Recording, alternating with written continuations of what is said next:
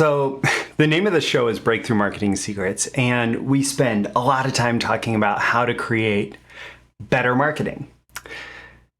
And yet, in my very first marketing job, the business that I was working with for was insanely profitable with definitely mediocre marketing.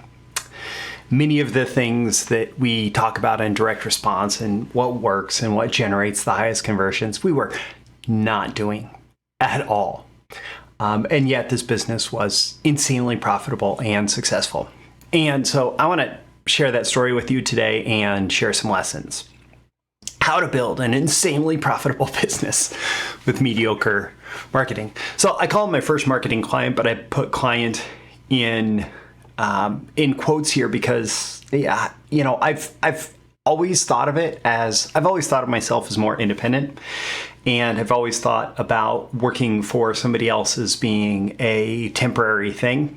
And so it's a mindset thing. Like, I want to serve them like a client and not just be an employee.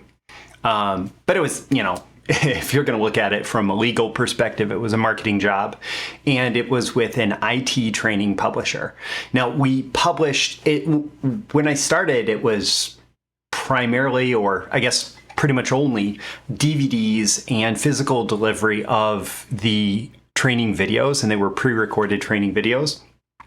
And then as we grew, we built a streaming media subscription, and so the content was delivered online as well as through physical media. And so I want to just address this head on. Our marketing was definitely mediocre.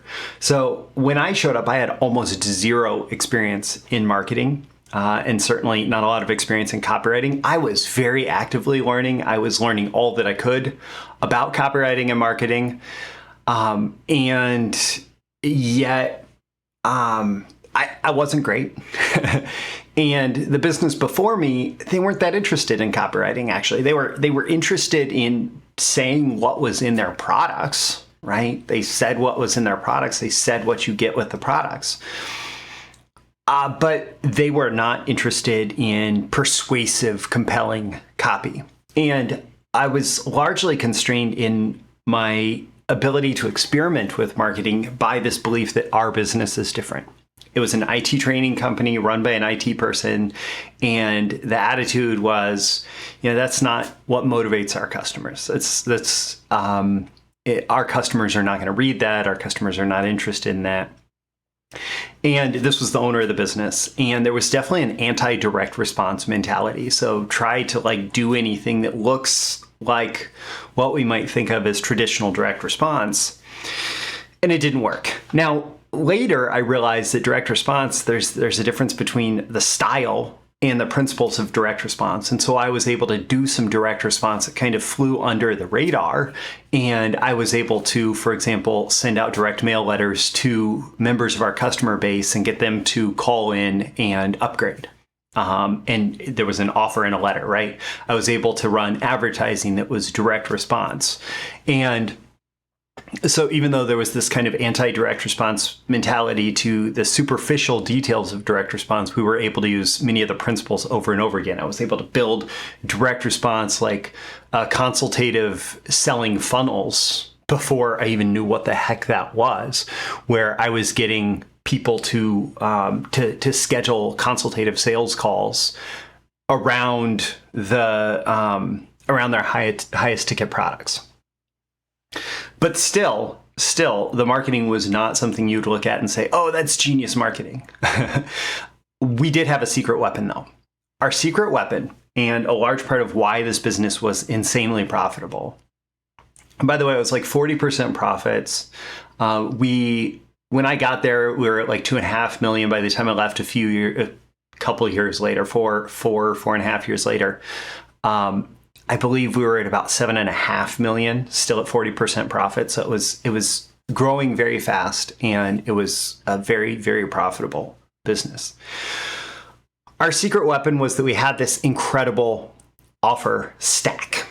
an incredible offer stack. Now, I'm probably using this language a little bit differently than you're familiar with it. I just like this collection of offers, this, stair-stepping of different offers that people could engage with. So we sold IT certification training, and this is important because there was pre-existing demand in the marketplace.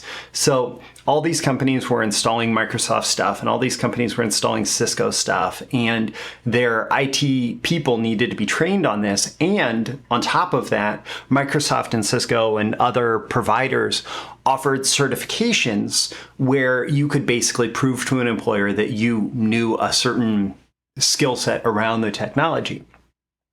And there was a long history of boot camps and in-person training for these different certifications. But what made our business different and our offer different is ours was one of the first businesses to say, well, you can take all the teaching that's done at a boot camp and you can move it online. Not only that, or move it into recorded media. Not only that, you can hire the best instructors in the world to do that training, so that instead of somebody going to the local community college and learning from somebody that might be great or somebody that might be completely mediocre, that people would be able to learn from the best. And so there was this marketplace full of pre-existing demand. People believed they could improve their careers, improve their income if they got these certifications. And so they were looking for a good alternative for certification training. And we had this offer market fit, plus the fact that it was recorded. And so we were able to drive prices down while driving teaching quality up, gave us a superior delivery mechanism in the marketplace. Okay. So, I'm not going to claim that any marketing genius is behind this. This was a really, really, really good offer built for a specific time that fit really nicely at this time in the market in terms of providing an advantage. And so that made it very easy to sell. But there was more.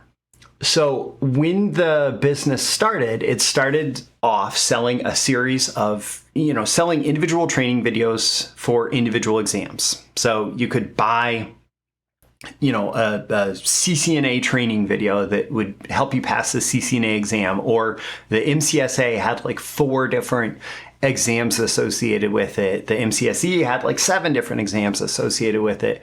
The different certifications had different exams that you had to take, and the training videos, they would be recorded to map to the content that you were expected to know for the different certification exams, right?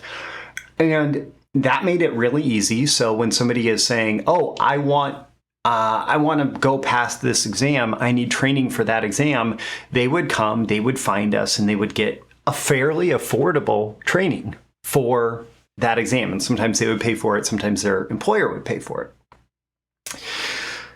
Always inside that market, there were businesses with entire IT departments that needed training. And not only that, people needed training for entire certification packages, not just the individual exams. So, one particular certification may only have one exam, but that MCSA, for example, that had 4 exams, well, we could package that up, right? And somebody, instead of buying the individual exam, or after they bought the individual exam, may want to upgrade to the entire certification package. Right? And so that was a way to increase the profits per customer there. But then that same person might be inside an IT department that had, a dozen employees, and they all needed this training.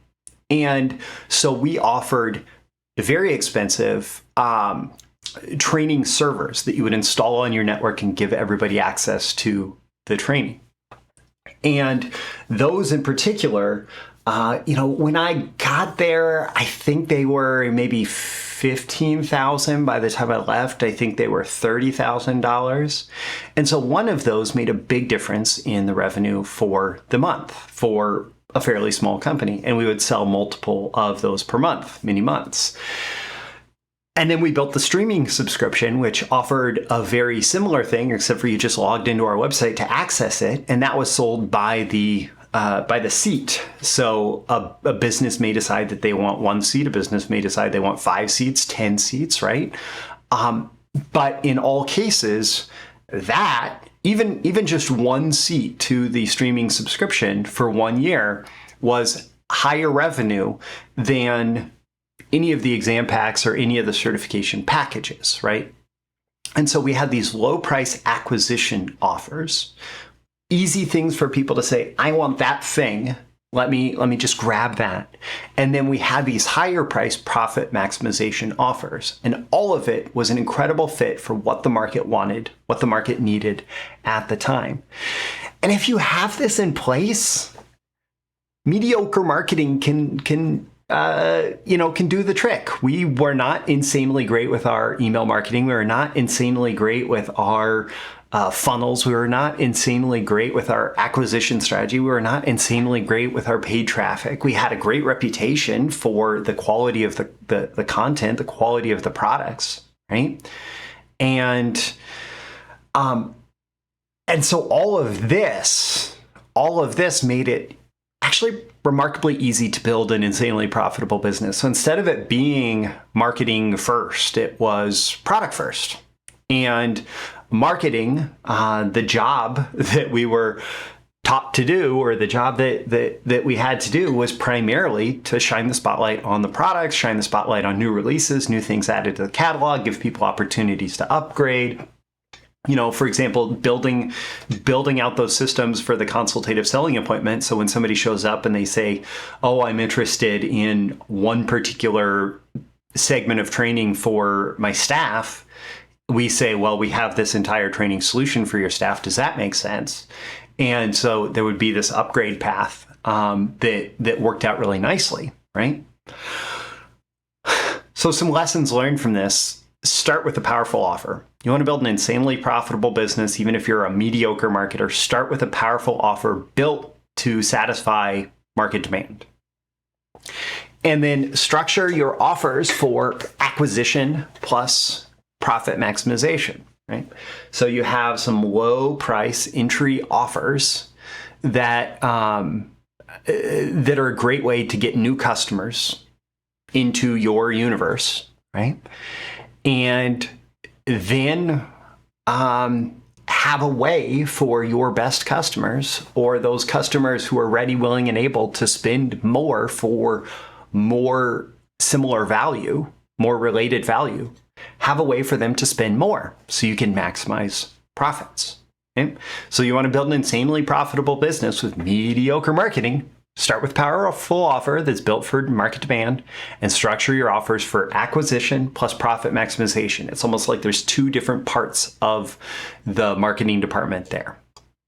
And my call to action for you at the end of this episode, don't forget to like and subscribe so you get more content like this delivered to you. Ask yourself how you can use this. What did you learn from this? What takeaways do you have? What action items? And if you'd like some help, maybe structuring your business, structuring your offers for acquisition plus profit maximization, you can certainly book an intro call with me regarding my Fractional CMO and Copy Chief services for direct response marketers. We can have good marketing and an insanely profitable business too. Those things work together as well. I'm Roy Furr, this is Breakthrough Marketing Secrets, and I'll catch you again in the next episode. See you soon. Bye. Thank you once again for tuning in to this daily episode of Breakthrough Marketing Secrets. Remember, check out the links with this episode for even more value. Now make sure you like, comment, share, subscribe, and engage in every way you can to keep this show going and growing and delivering daily value to you. I'll catch you soon for your next big breakthrough.